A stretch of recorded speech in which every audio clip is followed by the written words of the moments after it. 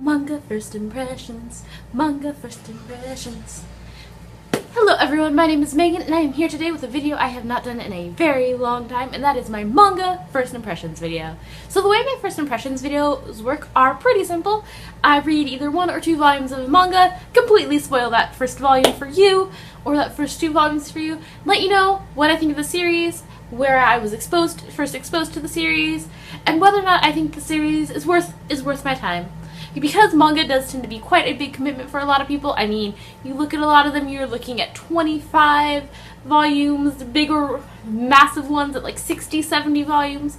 You know, they definitely do take time, especially when, you know, you're looking at 2 or 3 releases a year with a few chapters. Big commitments. I honestly did not think I was going to start the series when it came out, but it just kind of like kept creeping back into my life, and I'm like, you know what, fine, I give up, I give in, I will read you. And that series is Boruto, Naruto Next Generations. So first off, this is the sequel to Naruto. Boruto is Naruto's son, so spoiler alert, Naruto, the title character, does not die at the end of Naruto. You know. And I was first exposed to Boruto and these cast of characters at the end of Naruto in the epilogue. Originally, Masashi Kishimoto said he was going to release a single volume that was going to tell of the next generation and what happened after that, and everyone was like, it's not enough.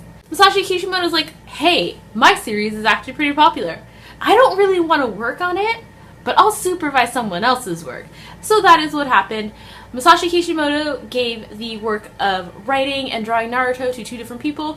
Ukyo Kodachi was given the job of writing the script for Boruto, and then Mikio Ikemoto was given the job of drawing it, and Ikemoto is one of the people who would do additional work when Kishimoto could not keep up with the original Naruto model. And I was like, Naruto's done.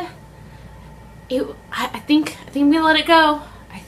And then they started doing an anime of it, and I don't even know why Instagram knew that I liked Naruto. I mean, why it would come across my feed, because I haven't literally done anything with Naruto since it ended. The day Naruto ended, I was on the internet reading it, because I'm like, I do not trust you, internet. This is like Harry Potter ending for me. I do not trust myself to be on the internet and not find spoilers for that, so I read it, and I lolled at the character Sarada, who is the girl right here, being translated. Her name was translated as Salad the day it came out, so let us just say there was a lot of jokes about that.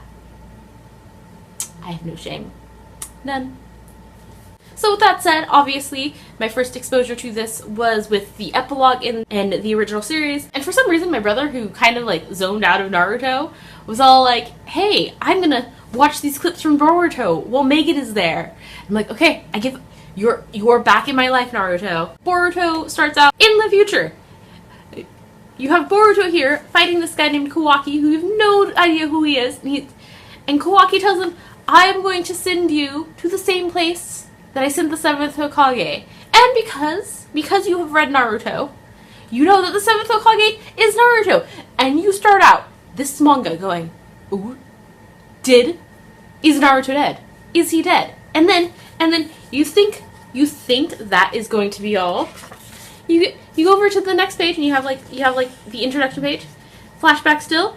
He is wearing Sasuke's headband.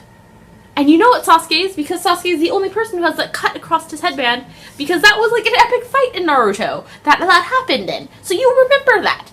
Except now there is an additional scar in it, and it actually goes across Boruto's eye, and you're like, wow. It starts off, and then they're fighting, and I mean there are some other things, but I don't want to spoil all of the technical details. And then it flashes back to the past, and it goes, yep, I'm a ninja, but back then I was a brat.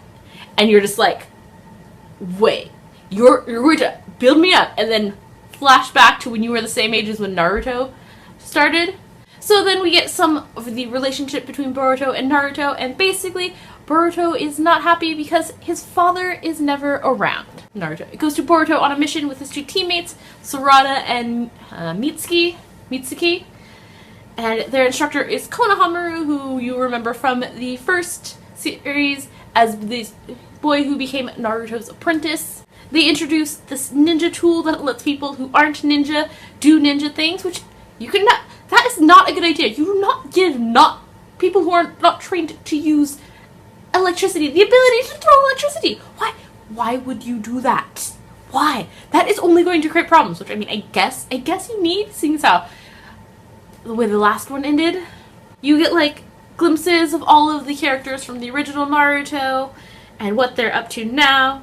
And it starts out with them actually about ready to take the Chunin exam, so they've been ninja for at least a year or so. In addition to the Sarada, Boruto, Mitsuki team, you are also shown the Ino, Shiko, Cho team of this generation. Then, we get a little bit more of Naruto's failed parenting when he doesn't show up for his daughter's birthday. He sends a replacement. And then there's a knock on their door, and you're all like, oh, it's gonna be Naruto, right? Because we just see Shikamaru telling Naruto to go home, and then no, it's Sasuke, who, based on the conversation, you can tell has not been back to the Hidden Leaf Village in a very long time. And then you see how Boruto and Naruto are completely different. As kids, Boruto is actually a genius, so he has much more of a personality similar to Naruto's father when you find out who that is in Naruto. I'm trying to spoil this without spoiling it for you. Then they start talking, then Sasuke meets up with Naruto and they start talking about Kaguya, who was a very powerful villain in the original series. And they're like, this is bad, and you're like, I see where this is going. And then Boruto tracks down Sasuke, attacks him, Sasuke evades the attacks, and Boruto's like, I like you. Be my trainer. And you're all like, well, this is Sasuke we're talking about. Sasuke, I have things to say about Sasuke. I wrote an entire report in college about Sasuke. So, things can be said about him. And you're like he's gonna do that. And that is chapter 1. That is what happens in chapter 1. So it's basically a lot of setup and introducing the relationship of Boruto and Naruto and just getting all of the characters in place.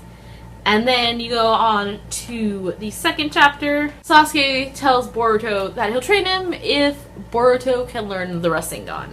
It took the 4th Hokage, the developer of the Rasengan, about 9 months to completely master it, 6 months to create it, 3 months to master it.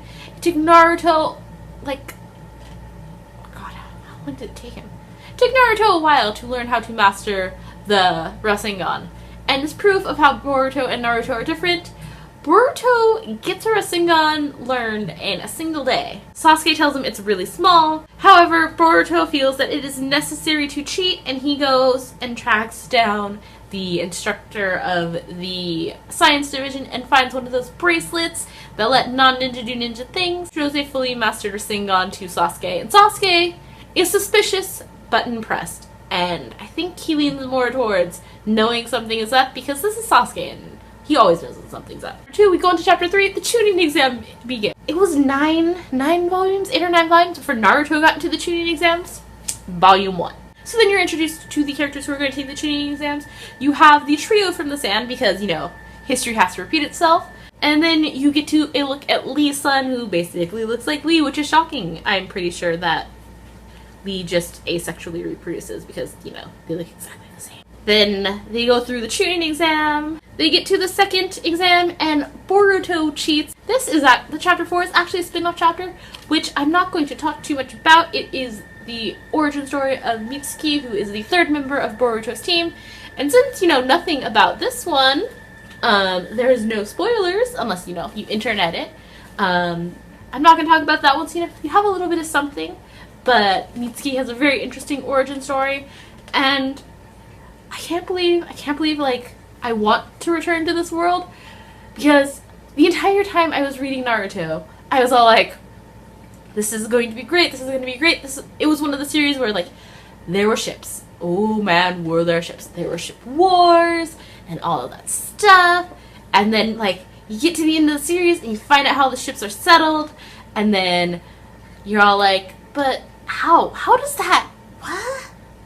Oh, okay, if you say so. And then you're disappointed because some of your ships didn't, and then some of your ships did, but you were confused because they didn't have that reconciliation that you wanted. They just kind of happened. You're like, so I'm hoping that as much as it is a story about Boruto, it is a story about all of the characters that I spent like 65 volumes loving. And then, you know, more of them. So yeah, that is my first impression of Boruto. I will definitely be continuing on with the series. Although I do have to say, I am bugged by Sasuke's hair in this. The entire time Sasuke was in Naruto, he had like straight ass hair, and then he has like curly hair. That's Sasuke. He has curly hair, and you're just like, what? And like, Boruto first impressions. If there's a manga you want me to do a first impression on, let me know. I have a few on my list already that I wanted. My Hero Academia, Snow White with Red Hair, and Yuna of the Dawn are on that list. But if there is another one that you want me to do a first impression for, let me know. And yeah, that is all for this time. Thanks for watching, and until next time, I will talk to you later.